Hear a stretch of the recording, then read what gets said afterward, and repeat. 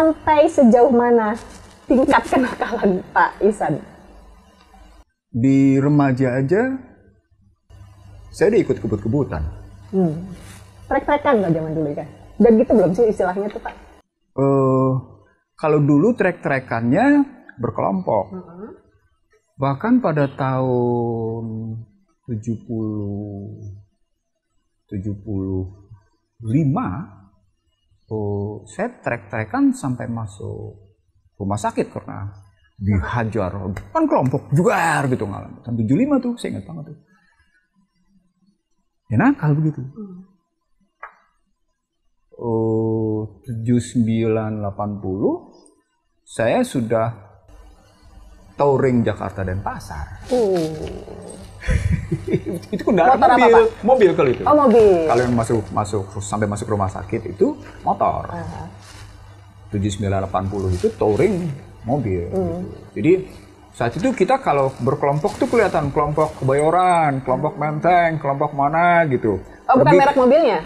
Enggak, itu kelihatan teman-teman posisi enggak berkelompok tidak berdasarkan merek mobil. Kalau sekarang kan mobil. Wilayah jadinya. Kan? Jadi anak Menteng, anak Kebayoran, anak mana, anak kumpul lagi. Dulu Bapak anak mana? Saya kebetulan anak Cempaka Putih yang main-main dengan berbagai kalangan gitu posisinya. Dan kita main dengan kelompok-kelompok yang boleh dibilang masuk kelompok the haves gitu ya. Orang-orang berpunya gitu posisi. Orang-orang berpunya dan makanya tiap malam minggu kita bisa rombongan masuk ke sebuah teater berapa mobil. itu nunjukin kelompok dari mana gitu. Misalnya kalau dulu ada tempat nonton bergengsi di Kebayoran, di Irti, Taman Ria, lalu ada di Jakarta Theater tuh sudah ada. Jadi ada 3 tempat dulu. Ada Presiden Theater, ada New Garden Hall, ada Jakarta Theater. Itu kalau kita mau nonton kita bisa, di sana kita nontonnya midnight khusus. Hanya untuk menunjukkan eksistensi kelompok. Itu sudah ikut-ikutan gitu. Dan tadi selentingan pas off air. Ya. Ada kejadian pernah berurusan dengan hukum. Sebenarnya bukan berurusan dengan hukum. Karena tadi kebutuhannya motor, dan sebagian teman-teman juga sudah kena narkoba. Sebagian teman-teman juga sudah terkena narkoba. Jadi dalam pergaulan saya gitu ya, saya kenal dunia kenakalan itu luar biasa gitu posisinya. Nah di situ teman-teman yang dulu kalau sudah terkena narkoba itu bukan kemudian itu, malah muncul keberanian yang aneh-aneh gitu. Kebut-kebutannya mungkin gila. Tarik-tarikan motornya mungkin gila. Was, mungkin gila gitu posisinya ya. Nah ketika pernah kita tarik-tarikan sama orang lain gitu posisinya. Kalah dia. Orang itu kalah. Kalah kita pepet. Turun dari motornya, kita gebukin gitu. Itu catatan ya, tidak untuk ditiru. Ya, karena dia kebetulan belaga lah gitu posisinya waktu tarik-tarikan, sengak nggak karu-karuan. Apa sih? Sampai kayak gitu. Masih bahasa sengak ya sekarang. Jadi wilayah anak-anak yang kayak gitu itu di Jakarta Pusat itu teridentifikasi, di Kebayoran juga teridentifikasi, di Menteng juga teridentifikasi. Nah, Anda bayangin di peristiwa itu saya sudah main ke kelompok-kelompok kayak gitu di tahun 70-an sampai tahun 80-an. Itu zaman-zaman Robi Sugara ya Pak? Kelompok-kelompok tapi saya beda sama mereka. Oke.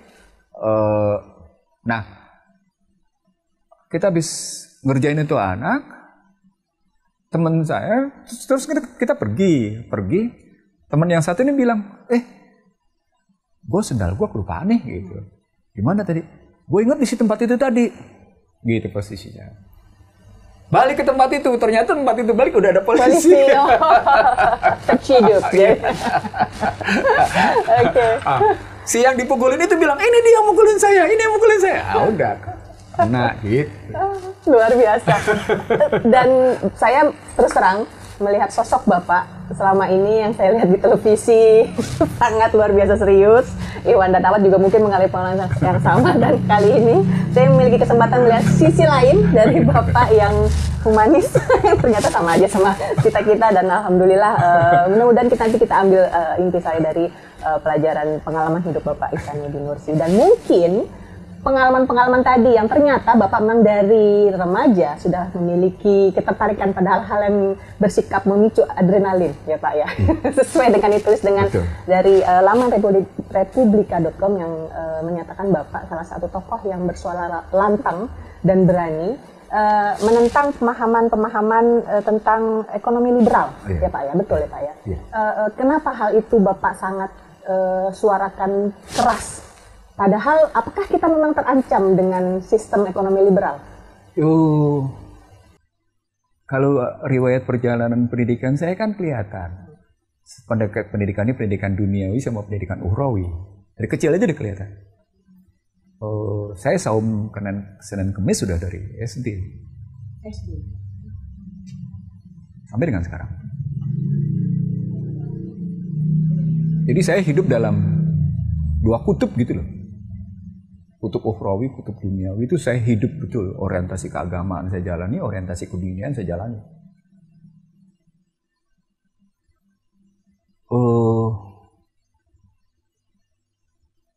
Ketika saya masuk ke perguruan tinggi, saya kuliah dengan latar belakang madrasah tadi. Saya ketemu dengan teman-teman UI. Dan itu datang dari berbagai fakultas, kecuali dari 2 fakultas. Tidak dari FKG, tidak dari psikologi. Tapi dari 7, waktu itu UI belum punya 10 fakultas, baru 9. Dari 7 fakultas lain semuanya ada. Dari MIPA, teknik, kimia, FK, fisik, FH, sastra, semuanya ada. Kita bergabung jadi satu, ada satu lagi dari anak IPB. Gitu. Kerja kita adalah lakukan pembelajaran keilmuan dengan pendekatan keagamaan. Jadi ilmu yang kita punya kita uji dengan ulama-ulama. Jadi akibatnya saya tidak belajar dari satu ulama. Saya ulang, saya tidak belajar di satu ulama. Jadi dari pergaulan sejak saya masuk kuliah sampai dengan posisi hampir 5 tahunan gitu ya. Itu kita belajar dari satu ulama ke ulama lain.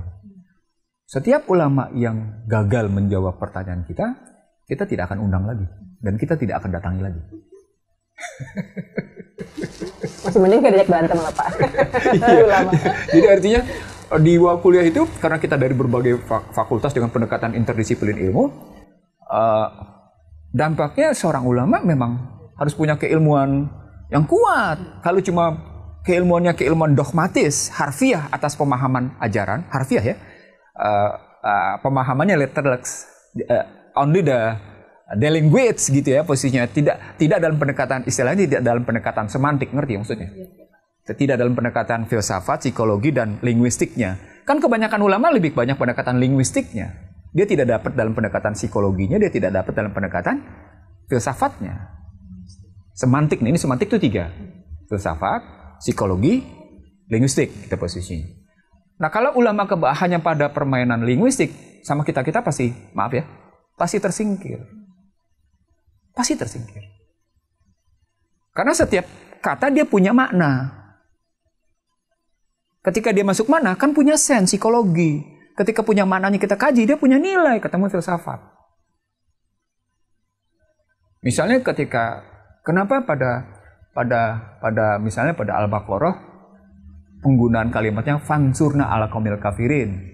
Tapi kalau pada Al-Imran, wansurna ala qaumil kafirin. Apa beda fa dan wa? Menarik.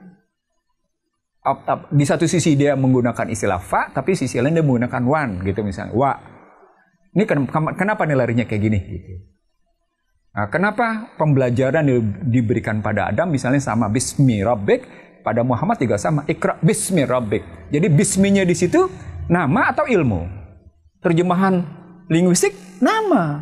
Tapi begitu kita kejar pada psikologi dan pada filosofi, filsafat. Dia bukan nama, dia ilmu. Makanya langsung malaikat menyambat ketika disebut seperti itu. Nah, subhanaka la ilma lana illa alam tanah innaka anta alimul hakim. Artinya izm yang diajarkan pada Adam adalah ilmu. Terjemahannya begitu logikanya. Oh iya, dia tidak diajarkan nama nih, Adam nih. Ini diajarkan ilmu. Karena malaikat kemudian menyatakan pada Allah, tuh kan, dia hebat kan? Lalu malaikat bilang, subhanaka la ilma lana illa ma 'allamtana innaka antal alimul hakim. Berarti yang diajarkan Allah kepada Adam adalah ilmu. Maka Adam menjadi ahsani takwim. Gitu ngelihatnya. Logika-logikanya gitu ngambilnya. Nah, itu pembelajaran sampai di situ, pendekatan jauh posisinya gitu. Sampai akhirnya kita sendiri memahami misalnya kenapa zakat masuk dalam bunyal Islam al-khamsin misalnya. Zakat memberi, tapi sistem pembinaan dalam Islam. Di mana posisinya? Pemberian kok. Pemberian zakat itu kan memberi, mengeluarkan dan memberi. Kok masuk dalam model sistem pembinaan dalam Islam? Nah, pada posisi diajarkan nama-nama itu, sesungguhnya konsistensinya cuma satu. Manusia diminta tunduk pada ajarannya. Dalam bahasa yang lain, manusia tidak liberal.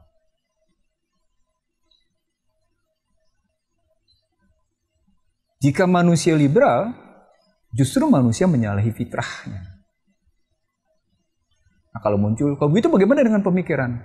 Pada wilayah mana kita liberal, pada wilayah mana kita tidak liberal? Itu bisa kita lihat pada struktur, nilai, prinsip kaidah, strategi, fungsi, dan instrumentasi. Pada sistem nilai, Anda cuma punya dua pilihan. Ihdinas siratal mustaqim, makhluk dan dolim. Selesai. Tidak ada yang lain. Pada ihdinas siratal mustaqim, Anda diminta untuk tunduk dan patuh pada ajarannya. Ya ayyuhalladzina amanu ittaqullaha haqqa tuqatih wa la tamutunna illa wa antum muslimun. Enggak ada yang lain. Ittaqillah haitsuma kunta. Takwalah kamu dimanapun kamu berada. Enggak dimana. Makanya pengertian takwa jelas itu. Taat tanpa syarat, patuh tanpa tapi. Taat tanpa syarat, patuh tanpa tapi. Itu artinya Anda diminta untuk betul-betul menjalankan posisi. Tapi ketika Anda masuk ke dalam ranah kehidupan dunia, Anda masuk ke dalam wilayah strategi, fungsi, dan instrumentasi. Kenapa? Karena tiap manusia punya peran beda-beda.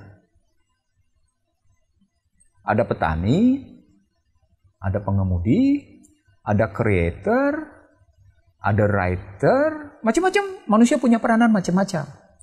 Dan ketika manusia menjalankan perannya, itu manusia diberikan kebebasan untuk menjalankan peranan itu. Nah, peranan menjalankan kebebasan dalam peranannya itu tetap dikunci bahwa sesungguhnya Anda dalam rangka mengaplikasikan ajaran. Jadi juga tidak sepenuhnya bisa dianggap sebagai kebebasan. Makanya ketika Anda mengambil sikap sepenuhnya bebas total, keluar buku kajian pada tahun 2005-2006. Liberalism is mental disorder. Itulah yang kemudian dituding masyarakat Amerika terhadap presidennya saat ini. Bahwa liberal yang dianut oleh Trump pada akhirnya menggambarkan mental disorder. Sakit mental. Itu posisinya. Kenapa? Karena muncul kasus yang namanya Stormy Daniels. Muncul kasus Stormy Daniels adalah seorang bintang film untuk kalangan dewasa gitu ya. Tapi ternyata bukan hanya Stormy Daniels, ada 11 perempuan lain. Karena pertanyaan, Anda menganut prinsip liberal, tapi kemudian Anda malah memprotes keliberalan itu. Anda di satu sisi menganut prinsip liberal, kebebasan segala sesuatunya. Tapi kemudian Anda menggugat keliberalan itu. Di satu sisi. Anda bilang Anda bicara globalisasi, tapi Anda melakukan proteksi. Kalau dalam wilayah hubungan antar pribadi begitu, tapi dalam wilayah makro Anda bicara tentang globalisasi di dunia, tapi berikutnya Anda melakukan proteksi. Dari mulai proteksi baju, proteksi elektronik, proteksi baja, proteksi aluminium, proteksi mesin cuci, proteksi solar panel, gitu loh. Proteksi sampai pada batas antara Amerika dan Meksiko, posisinya sampai kayak begitu gitu pikiran. Loh, Anda sedang apa? Seorang Menteri Keuangan bernama Sri Mulyani dalam diskusi 19 Oktober 2017 misalnya di PT IKA ketika seminar, ketika saya sebagai pembahas, saya menyebut kalau Trump melakukan deglobalisasi dan Anda menganut globalisasi, bagaimana pendapat Anda? Kenapa justru Amerika sekarang menganut deglobalisasi dan Anda tetap pada globalisasi? Saya bilang, globalisasi adalah liberalisme. Bahasa lain adalah liberalisme.